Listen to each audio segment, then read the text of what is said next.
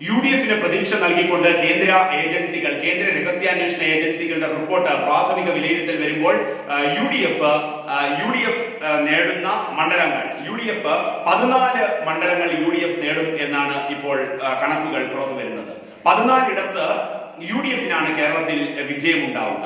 ആ തരത്തിലാണ് കാര്യങ്ങൾ മുന്നോട്ട് പോകുന്നത്. കേന്ദ്ര ഇന്റലിജൻസിന്റെ പ്രാഥമിക റിപ്പോർട്ടാണ് ഇത്തരത്തിൽ സൂചനകൾ നൽകുന്നത്. കേരളത്തിൽ ഒരു UDF തരംഗമുണ്ട് എന്ന് ഒരിക്കലും പറയാൻ സാധിക്കില്ല എന്ന് പറയുന്ന കേന്ദ്ര രഹസ്യാന്വേഷണ വിഭാഗങ്ങൾ കേരളത്തിൽ 14 സീറ്റുകൾ UDF നേടും എന്ന് പ്രാഥമികമായ വിലയിരുത്തൽ വരികയും ചെയ്യുന്നുണ്ട്. അത് രാഹുൽ ഗാന്ധിയുടെ തരംഗമുണ്ട് കേരളത്തിൽ എന്ന് കേന്ദ്ര ഇന്റലിജൻസ് റിപ്പോർട്ടിന്റെ ഒരിടത്തും പറയുന്നുമില്ല. അതേസമയം UDF-ന് ആധിപത്യമുണ്ട് എന്ന് പറഞ്ഞു വെക്കുകയും ചെയ്യുന്നുണ്ട്. UDF 14 സീറ്റുകളിൽ 14 സീറ്റുകളിൽ വിജയിക്കുമ്പോൾ അവിടെ ആ 14 സീറ്റുകളിൽ വരുന്നത് കണ്ണൂർ വരുന്നുണ്ട്. അതോടൊപ്പം ആ 14 മണ്ഡലങ്ങൾ വരുമ്പോൾ ആലപ്പുഴയും പാലക്കാടും കാസർഗോഡും തിരുവനന്തപുരവും പത്തനംതിട്ടയും ഒഴിച്ചുള്ള മണ്ഡലങ്ങളാണ് ഇപ്പോൾ ഇതുമായി ബന്ധപ്പെട്ട് ചൂണ്ടിക്കാണിക്കപ്പെടുന്നത്. ഒരു രാഹുൽ ഗാന്ധി തരംഗമുണ്ട് എന്ന് ഒരിക്കലും പറയാൻ സാധിക്കില്ല എന്നും പറയുന്നുണ്ട്. അപ്പോൾ BJP അക്കൗണ്ട് തുറക്കുന്ന 2 മണ്ഡലങ്ങൾ ചൂണ്ടിക്കാണിക്കുന്നതോടൊപ്പം തന്നെ UDF-ന് 14 മണ്ഡലങ്ങൾ ലഭിക്കും എന്നും വളരെ വ്യക്തമായി തന്നെയാണ് ഇപ്പോൾ കേന്ദ്ര ഏജൻസികൾ റിപ്പോർട്ട് ചെയ്യുന്നത്.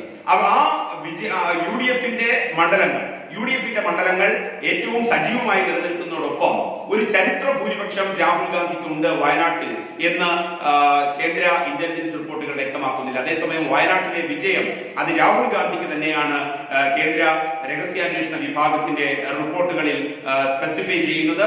ചില മണ്ഡലങ്ങളിൽ അവസാന ഘട്ടത്തിൽ മാറ്റം വരാം എന്ന സൂചന പറയുന്നതോടൊപ്പം തന്നെ ആ വോട്ട് എടുപ്പ് നടക്കുന്ന ആ ഘട്ടത്തിലും അതോടൊപ്പം തന്നെ അവിടെ നിന്നുള്ള ലഭിക്കുന്ന പ്രാഥമികമായ വോട്ടർമാരുടെ ഒരു അഭിപ്രായ സ്വരൂപീകരണവും അവരുടെ പൾസും ഒക്കെ തിരിച്ചറിഞ്ഞുകൊണ്ടാണ് കേന്ദ്ര ഏജൻസികൾ ഈ റിപ്പോർട്ട് തയ്യാറാക്കിയിട്ടുള്ളത്. അങ്ങനെ കേന്ദ്ര രഹസ്യാന്വേഷണ റിപ്പോർട്ട് പ്രകാരം 14 ലോക്സഭാ മണ്ഡലങ്ങളിൽ UDF വിജയിക്കും. ആ 14 ഇടത്ത് UDF വിജയിക്കുമ്പോൾ അവിടെ തിരുവനന്തപുരവും പത്തനംതിട്ടയും ഒഴിവാക്കിയിരിക്കുകയാണ്. അവിടെ BJP ജയിക്കുമെന്നാണ് കേന്ദ്ര ഏജൻസികൾ പറയുന്നത്. അതോടൊപ്പം തന്നെ ആലപ്പുഴ, പാലക്കാട്, കാസർഗോഡ്, ആറ്റിങ്ങൽ ഇവിടങ്ങളിലും UDF-ന് പ്രതീക്ഷ വേണ്ട എന്നും പറഞ്ഞു വെക്കുന്നു കേന്ദ്ര ഇന്റലിജൻസ് റിപ്പോർട്ട്. അപ്പോൾ കേന്ദ്ര ഇന്റലിജൻസ് റിപ്പോർട്ട് പ്രകാരം ആറ്റിങ്ങൽ UDF-ന് ലഭിക്കില്ല, ആലപ്പുഴ UDF-ന് ലഭിക്കില്ല, പാലക്കാട് UDF-ന് ലഭിക്കില്ല, കാസർഗോഡ് UDF-ന് ലഭിക്കില്ല. ഒപ്പം പത്തനംതിട്ടയും UDF-ന് ലഭിക്കില്ല, തിരുവനന്തപുരവും UDF-ന് ലഭിക്കില്ല. 6 സീറ്റുകൾ UDF-ന് ലഭിക്കില്ല. എന്നാൽ 14 സീറ്റുകൾ ഇതൊഴിച്ചുള്ള 14 സീറ്റുകൾ UDF-ന് ലഭിക്കുകയും ചെയ്യും. അപ്പോൾ മേൽക്കൈ ഈ ലോക്സഭാ തെരഞ്ഞെടുപ്പുമായി ബന്ധപ്പെട്ട് കേന്ദ്ര രഹസ്യാന്വേഷണ വിഭാഗങ്ങളുടെ പ്രാഥമിക റിപ്പോർട്ട് പ്രകാരം കേരളത്തിൽ മേൽക്കൈ നേടിയിരിക്കുന്നത് UDF ആണ്. 14 ലോക്സഭാ മണ്ഡലങ്ങളിൽ ഇക്കുറി UDF വിജയിക്കും. രാഹുൽ തരംഗം ഉണ്ട് എന്ന് ഈ റിപ്പോർട്ടുകളുടെ പ്രാഥമിക റിപ്പോർട്ടിൽ ഒരിടത്തും കേന്ദ്ര രഹസ്യാന്വേഷണ വിഭാഗങ്ങൾ പറയുന്നില്ല. എന്നാൽ വയനാട്ടിൽ രാഹുൽ ഗാന്ധി വിജയിക്കും, അതൊരു ചരിത്ര ഭൂരിപക്ഷം ഉണ്ടാകുമോ എന്ന കാര്യത്തിലും ഈ റിപ്പോർട്ടുകൾ വ്യക്തത വരുത്തുന്നില്ല.